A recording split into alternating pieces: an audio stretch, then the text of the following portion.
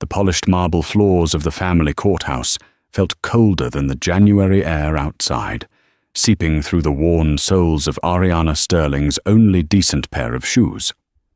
Across the room, her husband, Richard, sat with his lawyer, looking every bit the titan of finance he was.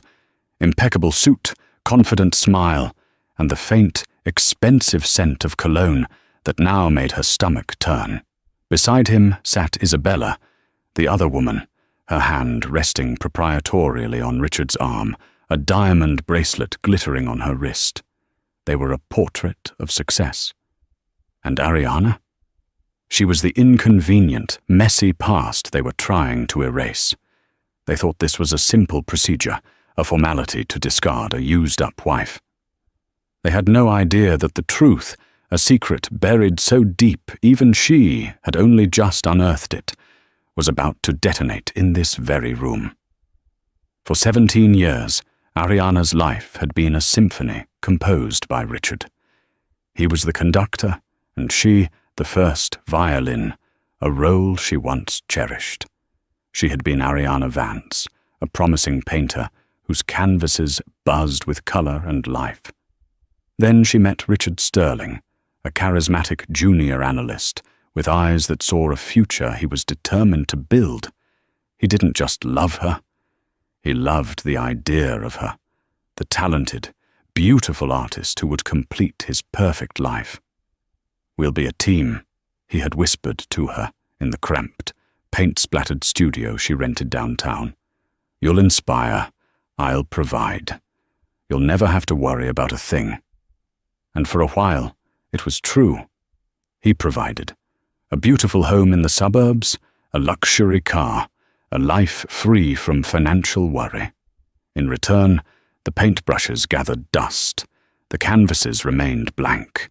Her new art became hosting flawless dinner parties for his clients, managing their home with quiet efficiency, and raising their daughter, Lyra, into a bright, kind-hearted teenager.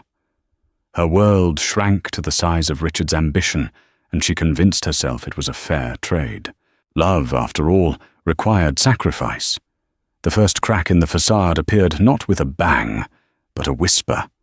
A late-night text he tried to hide. An unexplained weekend business trip. A new cloying perfume on his shirts. Then came Isabella Croft, a junior VP at his firm, 20 years his junior, with a razor-sharp mind and an ambition that mirrored Richard's own. The day he told her was brutally clinical. They were in the kitchen, a cavernous space of granite and stainless steel, where Ariana had prepared thousands of meals. "It's not working anymore, Ariana," he said, not meeting her eyes, his focus on stirring his coffee. "Isabella and I, we have a connection, a meeting of minds. We're having a child." The word struck her with the force of a physical blow. A child, the one thing they had tried for and failed to have after Lyra. The doctors had told her it was unlikely she could conceive again. Richard had feigned disappointment, but seemed quietly relieved, his focus already shifting towards global markets and stock portfolios. "So you throw us away?" she had asked, her voice a raw, broken thing. "Me and Lyra. 17 years for a meeting of minds?" "Don't be dramatic," he'd scoffed, finally looking at her. His eyes, once full of admiration, were now cold with disdain. He saw her not as his wife, but as an obstacle. "I'll be generous. You can have the condo downtown. I'll provide a stipend. But Lyra stays with me. Isabella will be a wonderful stepmother, and the baby needs a stable two-parent home. You're fragile, Ariana. Unstable. The court will see that." That was his strategy, to paint her as a neurotic, emotionally frail woman incapable of caring for her own child. His legal team sent a flood of paperwork, a deluge of accusations designed to drown her. They claimed her abandoned art career was proof of her flightiness. They twisted her grief into hysteria. They used her lack of a recent career to label her as dependent and without prospects. Ariana felt herself disappearing. The woman she once was, the vibrant artist, was a ghost. The wife and mother she had become was being systematically dismantled by legal jargon. She sold her jewelry to afford a lawyer, a man who looked at her with pity and advised her to settle. "He has the best firm in the city, Mrs. Sterling," the lawyer, Mr. Gable, had said, sighing. "They will bury you. Take the settlement. You won't get custody of your daughter. But you'll have visitation." Visitation. The word was a knife. To be a visitor in her own daughter's life.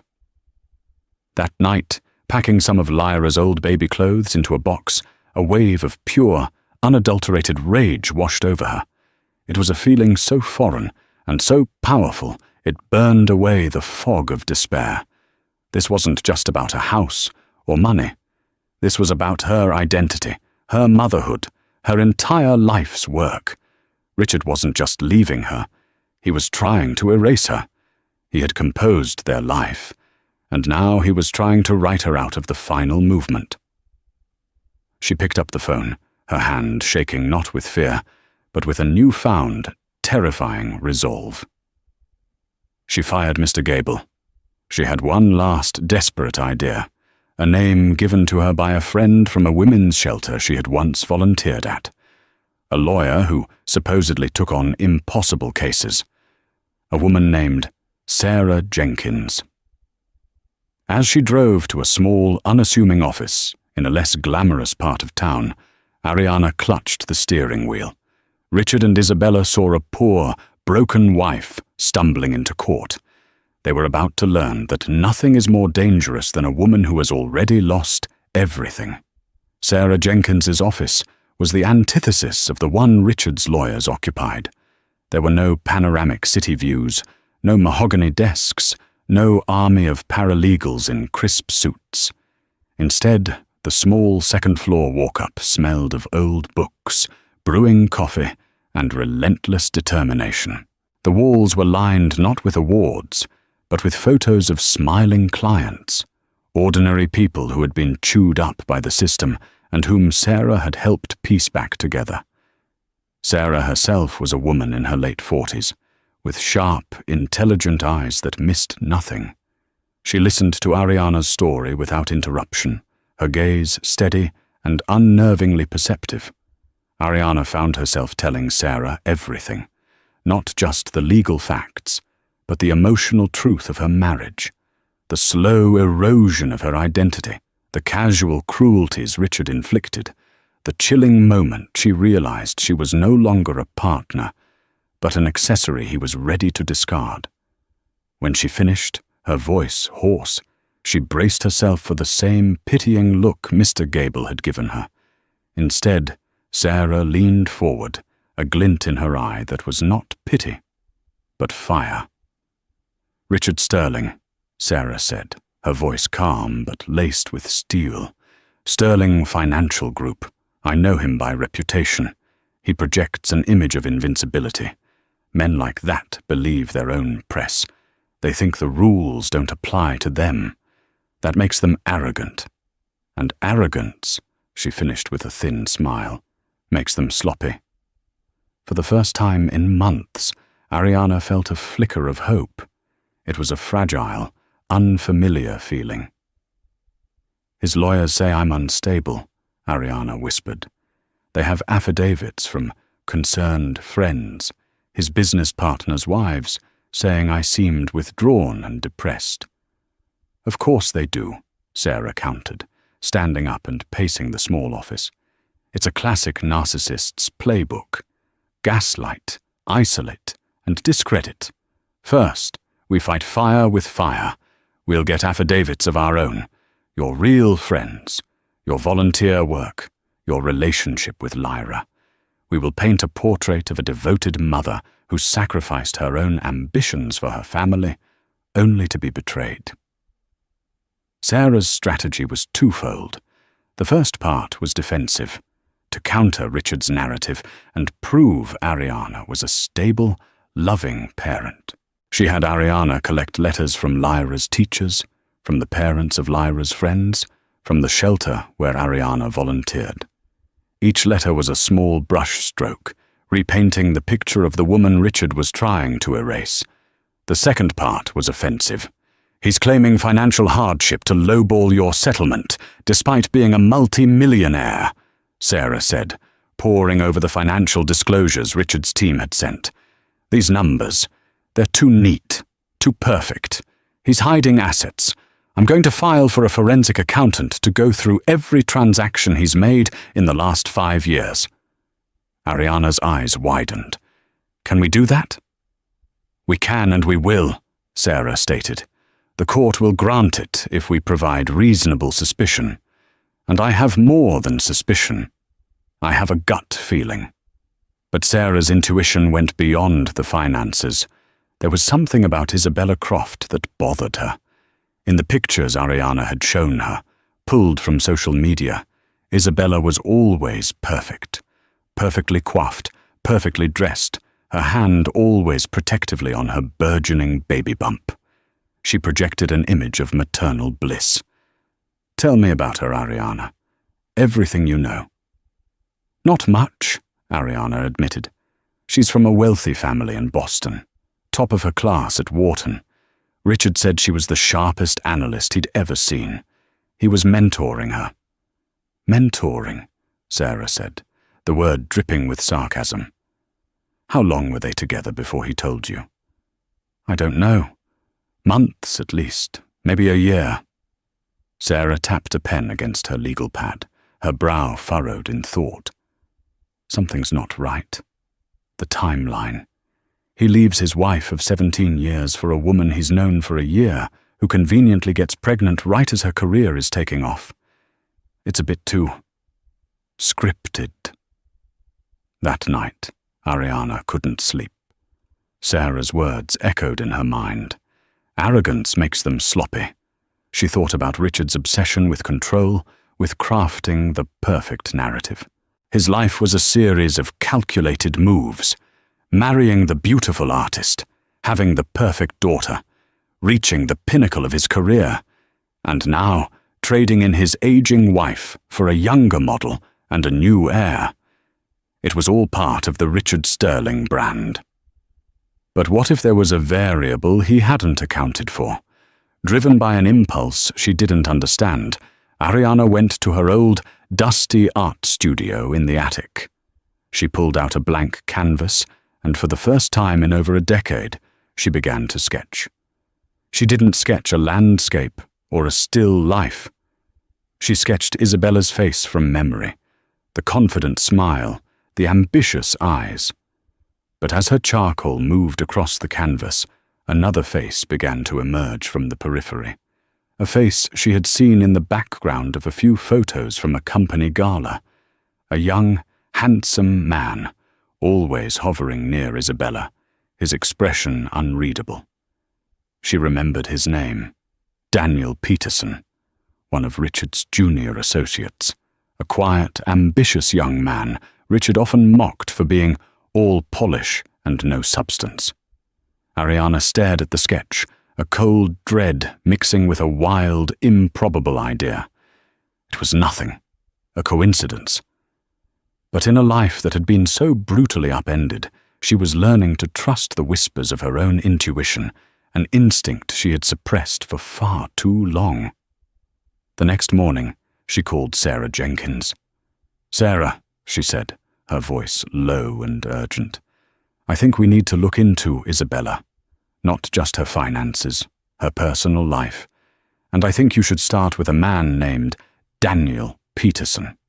Sarah Jenkins believed in evidence, but she also believed in the primal instinct of a woman fighting for her child.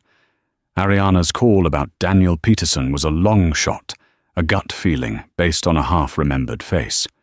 But in a case this lopsided, long shots were all they had. "A private investigator," Sarah said over the phone. "It's expensive, Ariana, and it might turn up nothing." "I don't care," Ariana replied, her voice firm. She had sold a small painting she'd made in college to a collector who had followed her early career. It wasn't much, but it was enough. I have a feeling about this. Richard's blind spot is his own ego. He wouldn't see a threat from someone he considers beneath him. Sarah hired Mark Corrigan, a former detective with a bloodhound's nose for secrets. He was discreet, thorough, and utterly unimpressed by wealth and power.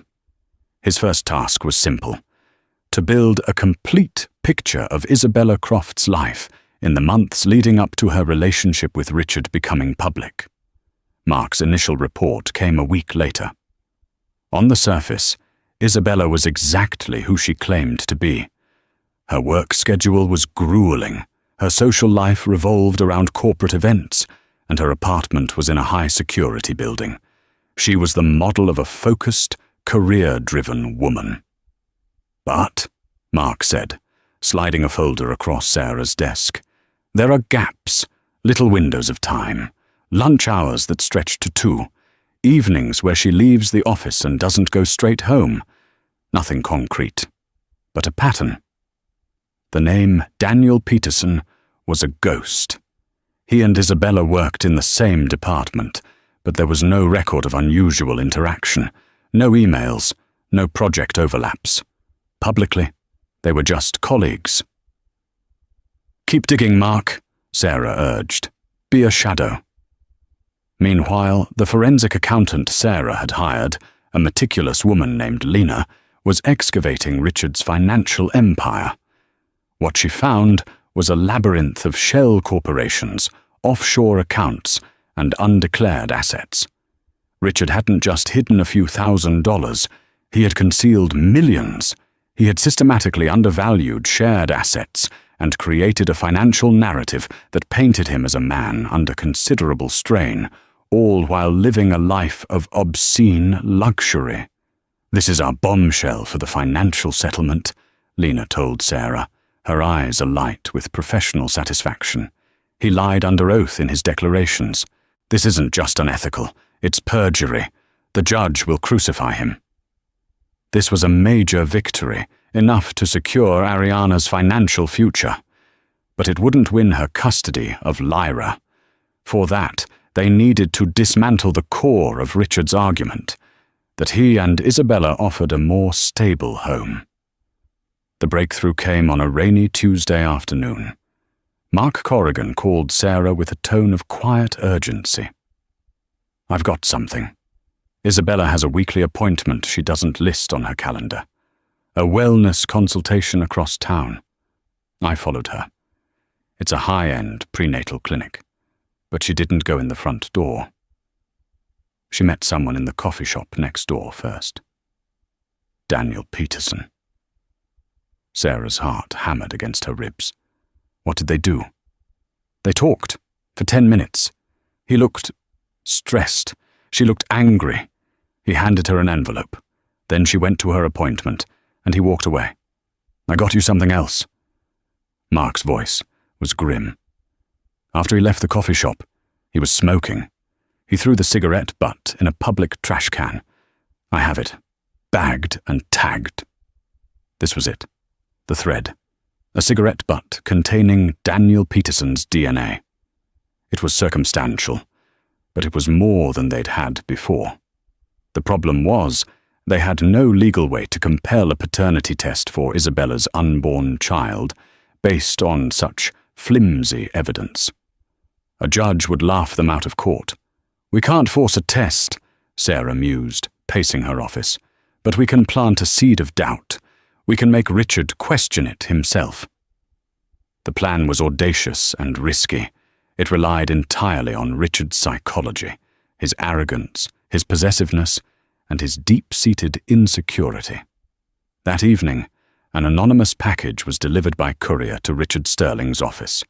It was a simple manila envelope with no return address. Inside was a single high-resolution photograph. It was a picture Mark had taken from across the street, showing Isabella and Daniel Peterson sitting together in the coffee shop. Their faces were clear. They were leaning in close, their conversation intense and private. There was nothing explicitly incriminating in the photo, but the intimacy was undeniable. There was no note, no explanation, just the image. Ariana's phone rang late that night. It was Lyra. Her voice was strained. "Mum, Dad is going crazy. He and Isabella are having a huge fight. I've never heard him yell like this. He's screaming about some picture, about who she's been meeting." Ariana's hand tightened on the phone. The trap had been laid. The question was, would Richard's ego allow him to see the truth, or would it force him to double down on the lie?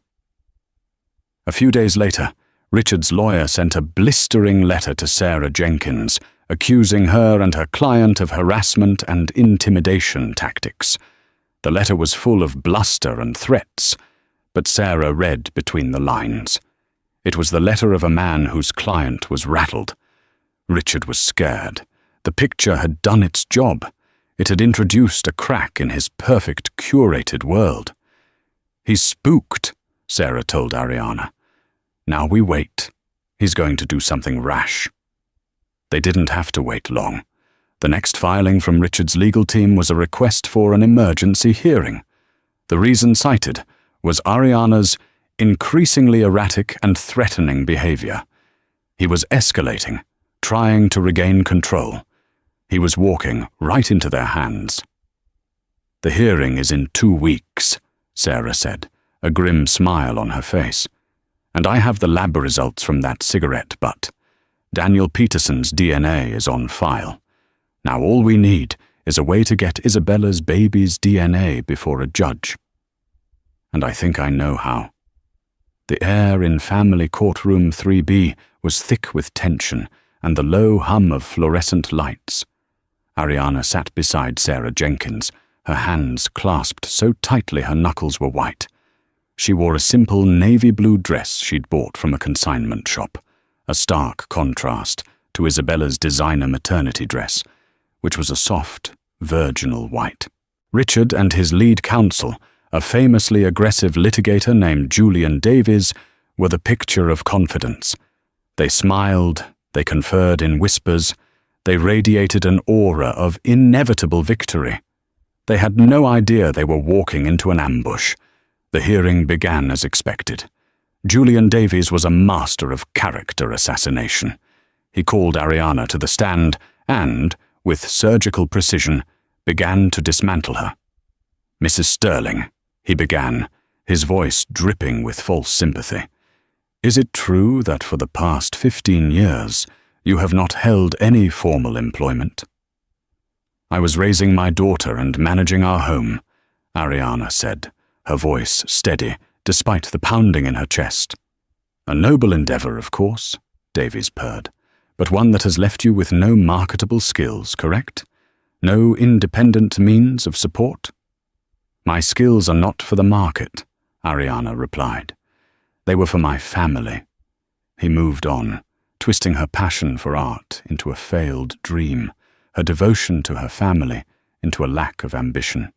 He brought up her emotional state after Richard left, using words like hysterical and unstable. Through it all, Ariana met his gaze, remembering Sarah's coaching.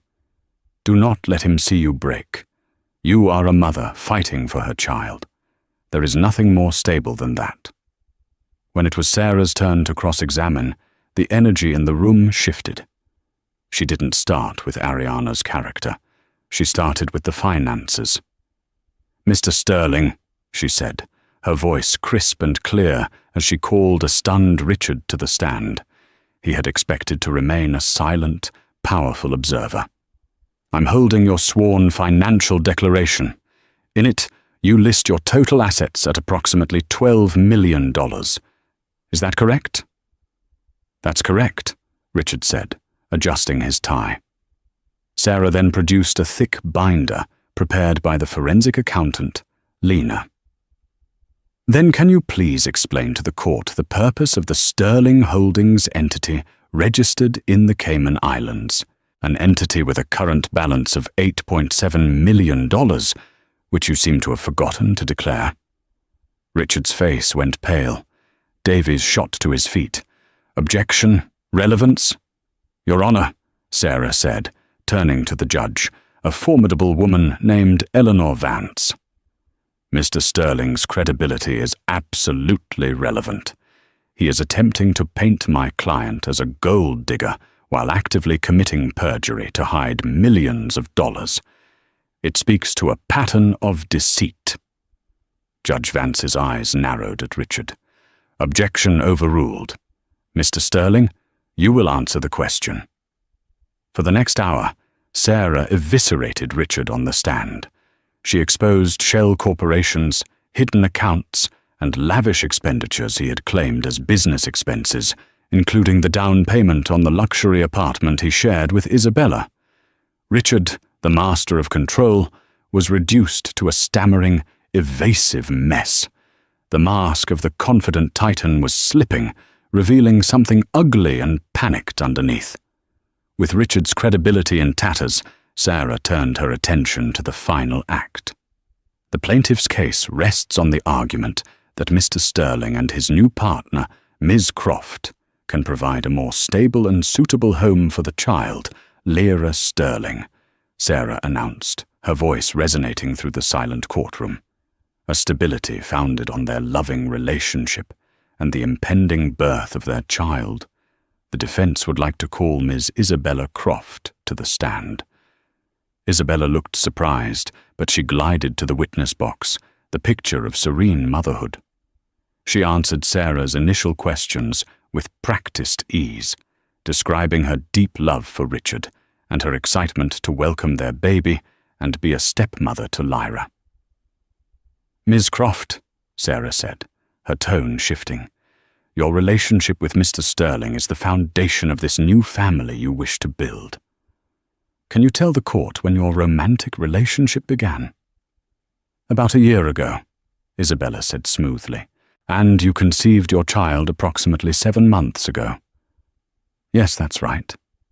Sarah paused, letting the silence hang in the air.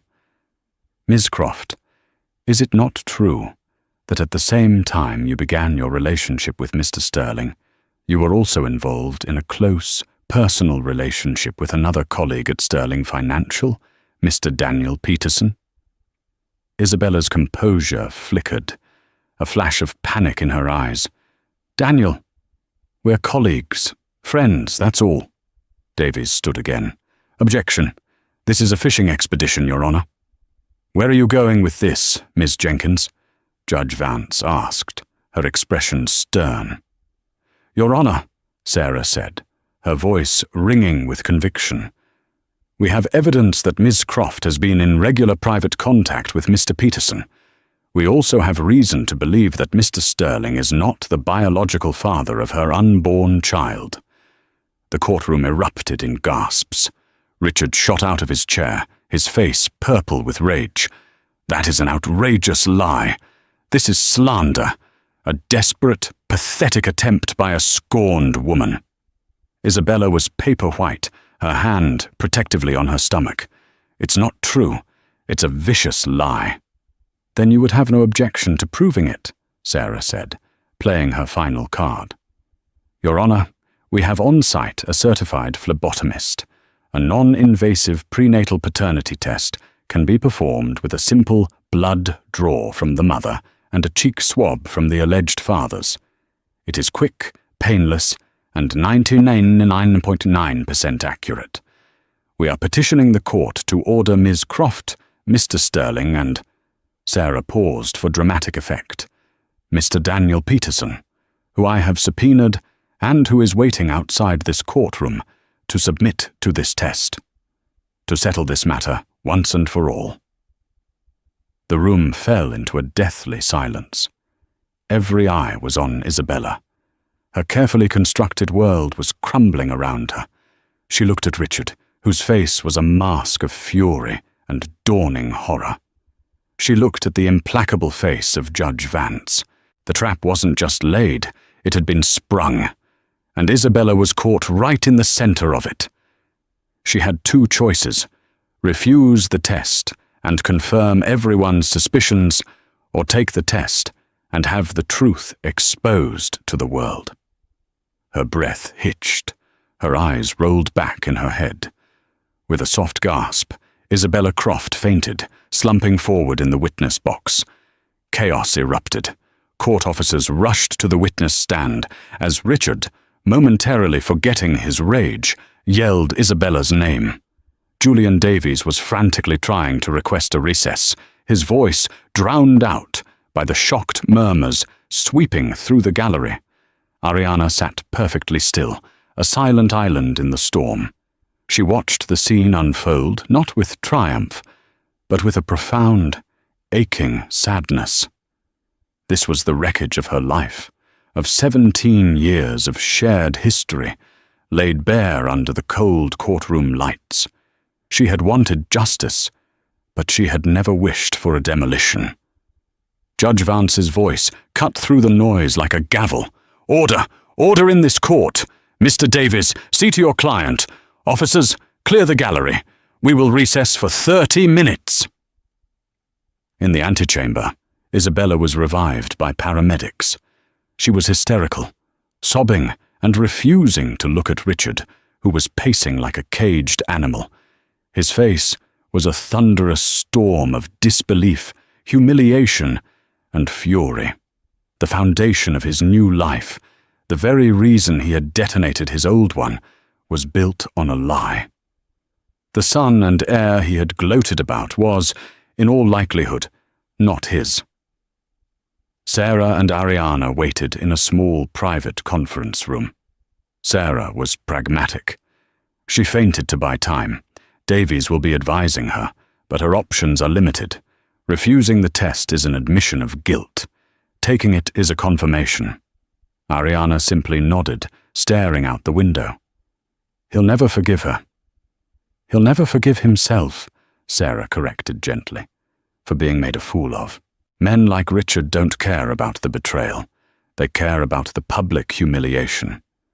He was so sure of his power, so certain that he was the prize, that he never considered she might have a life or secrets of her own. When court resumed, the atmosphere was funereal. The gallery was empty, save for the essential parties. Isabella was not present. Davies informed the court she had been taken to the hospital for observation, citing stress-related complications.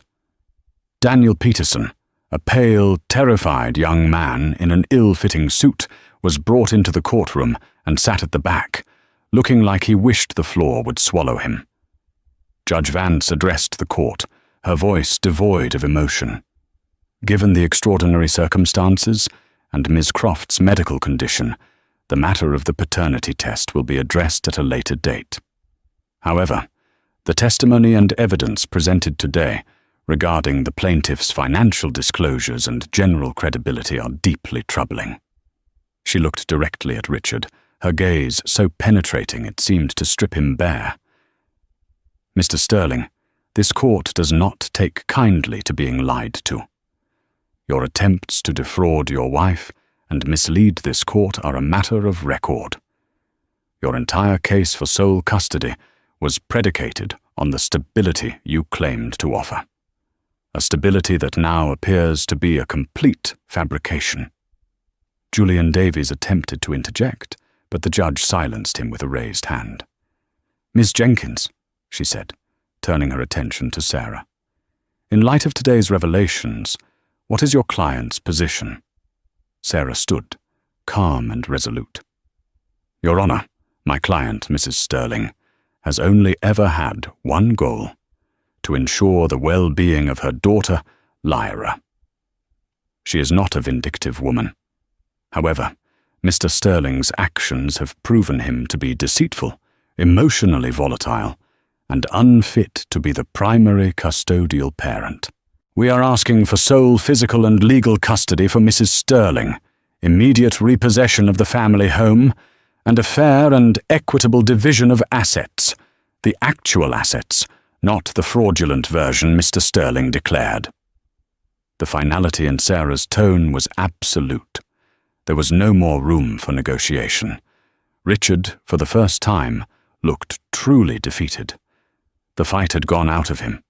He wasn't a titan anymore. He was just a man, exposed and humiliated, his perfect life a smouldering ruin. The empire he had built, both financially and personally, was based on lies, the ones he told others, and the ones he told himself.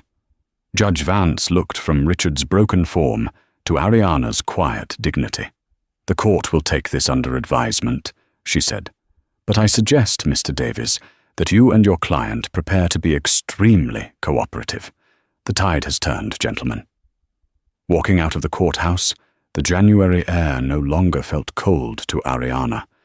She felt light. The weight she had been carrying for so long, the weight of inadequacy, of being discarded, had been lifted. She hadn't won by being louder or richer or more ruthless. She had won by holding on to the one thing Richard had tried to take from her, the truth. As they reached the car, her phone buzzed. It was a text from Lyra. "I heard what happened. Are you okay, Mom? I love you." Tears streamed down Ariana's face, but for the first time in a year, they weren't tears of sorrow. They were tears of relief. The real victory wasn't in the courtroom. It was right here, in this message, her daughter, her truth, her future. It was all still hers. The final hearing was scheduled a month later. It was a subdued affair. The courtroom drama was over, leaving only the grim business of legal resolution. Richard and Isabella had broken up, a messy, public implosion that was now fodder for the city's gossip columns. The results of the paternity test, compelled by court order after Isabella was released from the hospital, were submitted to the judge under seal. They were a mere formality now. Everyone knew the truth. Daniel Peterson had been fired from Sterling Financial Group and had disappeared from public life, a casualty of a war he hadn't intended to start. Isabella, facing ostracization and her own family's disappointment, had moved back to Boston to await the birth of her child. Richard Sterling sat alone with his lawyer. He looked 10 years older. The scandal had rocked his company. Investors were nervous, and the board was demanding answers. The armor of his success had been pierced, and he seemed to be bleeding confidence from the wound. Ariana entered the courtroom, feeling a calm she hadn't known in years. She had spent the last month with Lyra in a small, rented apartment, reconnecting not as a fragile mother and a worried daughter, but as two strong women. She had also started painting again, small watercolors at first, then larger, more ambitious canvases. The colors were returning to her life, literally and figuratively. Judge Eleanor Vance entered the room and all stood. She wasted no time on pleasantries. Her gaze swept over the parties before her, finally resting on Richard. "This has been a deeply unfortunate case," she began, her voice a low, commanding rumble. "It is a case that speaks to the corrosive nature of deceit, not only in our financial affairs, but in our most intimate relationships." She picked up a document. First, the matter of paternity. The court has received the certified results of the non-invasive prenatal paternity test. The results confirm with 99.997% certainty that the biological father of Ms. Croft's unborn child is Mr. Daniel Peterson. Mr. Sterling is conclusively excluded. Even though it was expected, the finality of the words sucked the air out of the room. Richard flinched as if struck. The official, undeniable truth was a public branding of his humiliation. Judge Vance set the paper down. "This fact, while personally devastating for some, is legally relevant only insofar as it completely invalidates the plaintiff's central argument for custody, that he was creating a new, stable, two-parent family unit. It is clear that the foundation of Mr. Sterling's new life was, in fact, a house of cards." She then turned to the financial matters. Her voice became colder, sharper. "Regarding the division of assets, this court has reviewed the findings of the forensic accountant. Mr. Sterling, your deliberate and systematic attempt to hide more than $10 million from your wife and from this court is not just contemptible, it is criminal. I am referring this matter to the District Attorney's Office for investigation into perjury and financial fraud." Julian Davies paled, putting a restraining hand on Richard's arm as he started to rise in protest. "Therefore," the judge continued, her voice rising in authority, "the court orders the following. 1. Sole legal and physical custody of the minor child, Lyra Sterling, is awarded to her mother, Mrs. Ariana Sterling." Ariana gasped, tears welling in her eyes as she reached for Sarah's hand. 2. The family home is to be signed over to Mrs. Sterling, free and clear of any encumbrance, within 30 days. Mr. Sterling will vacate the premises immediately. 3. All concealed assets are to be considered part of the marital estate. Mrs. Sterling is awarded 60% of the total marital assets, valued at approximately $23 million. In light of Mr. Sterling's egregious conduct and financial misconduct, this amounts to a settlement of just under $14 million. A choked sound escaped Richard's throat. He was being systematically dismantled, his life's work carved up and given away. 4, the judge went on, her eyes locking onto his. Mr. Sterling will pay for all of Mrs. Sterling's legal fees.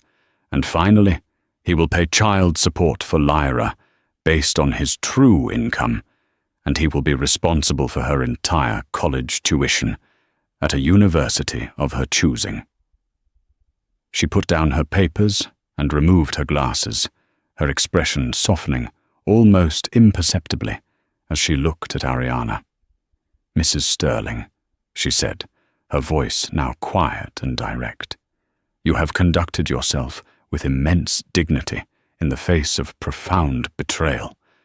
You sacrificed your own path for your family, a choice that should be honored, not used as a weapon against you. Your strength is not in question. This court wishes you and your daughter nothing but the best. You are free to go." With a final sharp rap of her gavel, it was over. 17 years of a life, dissolved and remade in a single hour. Ariana walked out of the courtroom, not into the cold January air of her first visit, but into the bright, promising light of a March afternoon. She was no longer Mrs. Richard Sterling, the poor, discarded wife. She was Ariana Vance, the artist. Ariana Sterling, the mother, a woman who had walked through fire and emerged not burned, but forged. 1 year later, the scent of turpentine and oil paint filled the large, sun-drenched attic studio of the house Ariana had once called a cage. Now, it was her sanctuary. Sunlight streamed through the skylights, illuminating a dozen canvases in various stages of completion. They were vibrant, bold, and alive, a riot of color and emotion that told the story of a woman reclaiming her soul. Her solo exhibition, titled Resilience, had opened to rave reviews a month prior. Critics who had once lamented the disappearance of the promising young artist Ariana Vance were now hailing her triumphant return. The centerpiece of the show was a striking, abstract portrait. From a distance, it looked like a storm of chaotic, dark colors. But up close, one could see a single, brilliant thread of gold weaving its way through the darkness, emerging into a burst of light on the other side. She had titled it Courtroom 3B. Lyra, now a high school senior, sat on a stool, sketching in her own notepad. She had her mother's artistic talent and her father's sharp intellect, a combination that made her a force of nature. Their relationship, once strained by the tension of the divorce, was now the anchor of Oriana's life. They were a team. "The gallery called again," Lyra said, not looking up from her drawing. "That collector from Germany wants to buy The Unraveling. He's offering way more than the asking price." Ariana smiled, adding a stroke of deep blue to her current work. Tell them the price is firm. It's not about the money. It truly wasn't. The settlement had provided more financial security than she had ever imagined. But her real wealth was this: the freedom to create, the peace in her own home, and the unwavering love of her daughter. Richard's life had taken a very different trajectory. The DA's investigation had led to a formal indictment for financial fraud. To avoid a trial, he had pleaded guilty to a lesser charge, paying millions in fines and serving 6 months of house arrest. His reputation was shattered. The board of Sterling Financial had forced him to step down as CEO. He was still a rich man, but the power and prestige he had craved his entire life were gone. He was a pariah in the circles he once dominated. He saw Lyra on supervised visits, their conversations stilted and awkward. He was a stranger to his own daughter. Of Isabella, they heard very little. Ariana had received a single, handwritten letter from her a few months after the verdict. It was short and surprisingly devoid of excuses. "I was wrong," it read. "I let ambition and a powerful man blind me. I am sorry for the pain I caused you and your daughter. I hope you find the peace you deserve." Ariana had read it, then tucked it away. She couldn't find it in her heart to forgive Isabella. Not yet, but she no longer carried the anger. It was too heavy a burden for the new life she was building. Sometimes, late at night, when the house was quiet, Ariana would look at her reflection in the dark studio window. The woman staring back at her was different from the one who had walked into the courthouse over a year ago. The fear in her eyes was gone, replaced by a quiet confidence. There were new lines on her face, but they were lines of laughter and concentration, not of sorrow. She had once thought Richard was the composer of her life's symphony. She realized now that he had only ever written one part, a somber, restrictive melody. The rest of the score, the entire unwritten canvas of her future, was hers and hers alone to create, and it was going to be a masterpiece. 2 years after the judge's decree, the name Richard Sterling was little more than a ghost in the city's financial district, a cautionary tale whispered among junior analysts. His comeback attempts had failed, his swagger replaced by a quiet desperation that clung to him like cheap cologne. The world he had built, a world that ran on perception and power, had no place for a publicly disgraced king. Ariana, conversely, had never been more present. Her life was no longer an echo of someone else's ambition, but a vibrant sound of her own making. The art world, once a distant dream, was now her reality. Museums were inquiring about acquiring her pieces, and a prestigious New York gallery was hosting a new exhibition of her work. She had found her voice, not in spite of her past, but because of it. She had learned to mix pain with pigment, resilience with resin, creating something beautiful and unbreakable from the shards of her broken life. The call came on a crisp autumn afternoon, as she was sketching an idea for a new series, her studio filled with the scent of linseed oil and the soft jazz playing from a small speaker. It was Lyra, calling from her dorm at Brown University, where she was studying art history and economics, a perfect fusion of her parents' worlds. "Mum," Lyra's voice was hesitant. "He called me." "Dad." Ariana's hand paused over the paper. She and Lyra had an open line of communication about Richard. Ariana never spoke ill of him, believing Lyra deserved to form her own relationship with her father, however fractured it might be. "Oh? Is everything all right?"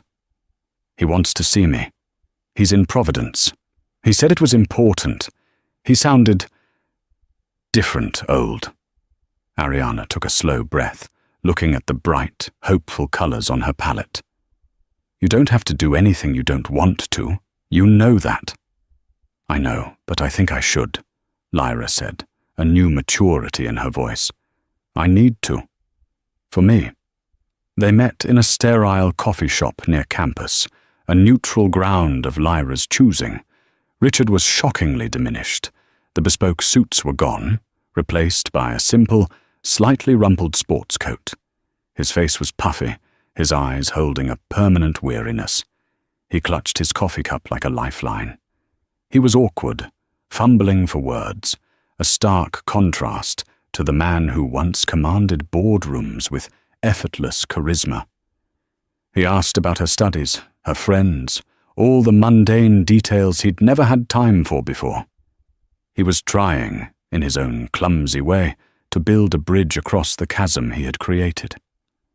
"Your mother," he finally said, staring into his cup. "I see she's doing very well. The magazines, they call her a revelation." "She is," Lyra said simply, offering no more. "I was a fool, Lyra," he whispered, the words seeming to cost him a great deal. "I had everything, a brilliant wife, a wonderful daughter, a perfect life, and I burned it all to the ground for an illusion, for my own stupid pride." He finally looked at her, his eyes pleading. "I just want you to know that. I know I can't fix it, but I needed to say it." Lyra looked at the man before her. She felt a pang of pity, but it was distant, academic. She saw him not as the titan who had terrorized her mother, nor as the father she had once worshipped, but as a deeply flawed man paying the price for his choices. "I'm glad you said it, Dad," she said, her voice gentle but firm. "But an apology doesn't erase the scars. Mom had to rebuild her entire world. I had to watch her do it. You should be proud of her. You have no idea how strong she is." She stood up, leaving her own coffee untouched. "I have to get to class. Take care of yourself." She walked away without looking back, leaving Richard Sterling alone at a small table, a relic of a past no one wanted to remember. A week later, Ariana was surprised by the buzz of her own doorbell. Standing on her porch was Richard. It was the first time he had been back to the house since the judge ordered him to vacate. He looked lost, as if the familiar architecture had become foreign to him. She didn't feel fear or anger. She felt a strange, hollow calm.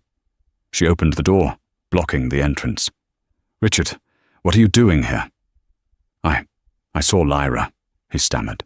"Ariana, I need to say I'm sorry for everything, for what I did to you, to us. I was arrogant. I was cruel. I destroyed the best thing in my life." Ariana listened to the words, the same ones he had likely practiced on Lyra. They were the right words, but they felt hollow, a performance for an audience of one. He was sorry for the consequences, sorry he'd been caught, sorry he had lost. She looked at him, truly looked at him, and saw the truth. He hadn't come for forgiveness. He had come for absolution to lessen his own burden. "You think you destroyed the best thing in your life," she said, her voice not unkind, but utterly devoid of the emotion he craved. "But you didn't, Richard. You set it free." She stepped aside, gesturing not for him to enter, but for him to see past her into the hallway. From where he stood, he could see straight through to the back of the house, where the doors to her studio were open. Visible on a large easel was a canvas, blazing with the brilliant colors of a sunrise. It was a painting of hope, of new beginnings, of a world he had no part in. "You didn't destroy me," she continued, her voice gaining strength. "You revealed me. You stripped away everything I thought I was, a wife, a hostess, a part of your world, and you forced me to find out who I truly am. I am an artist. I am a mother. I am whole, on my own. The life you burned down was a prison, and I never even knew it." She gave him a small, sad smile. So, thank you. Thank you for setting me free." With that, she gently closed the door, shutting him out for the last time. She walked back through her sunlit home, the echo of their shared past finally silenced. She entered her studio, picked up her brush, and with a steady hand, she began to paint the sky. The story of Ariana Sterling is a powerful reminder that the truth, no matter how deeply buried, has a way of finding the light. It's a testament to the quiet strength of a mother's love and the resilience of the human spirit when pushed to its absolute limit. Ariana's journey from a forgotten wife to a celebrated artist shows that our identities are not defined by who we are to others, but by the courage we find within ourselves to reclaim our own narrative. True justice isn't always about punishment. Sometimes it's about rebuilding a more beautiful life on the ashes of the old one. If this story of resilience and ultimate vindication moved you, please give this video a thumbs up. Share it with someone who might need a reminder of their own inner strength. And don't forget to subscribe to our channel for more true-life dramatic stories that will keep you on the edge of your seat. Thank you for listening.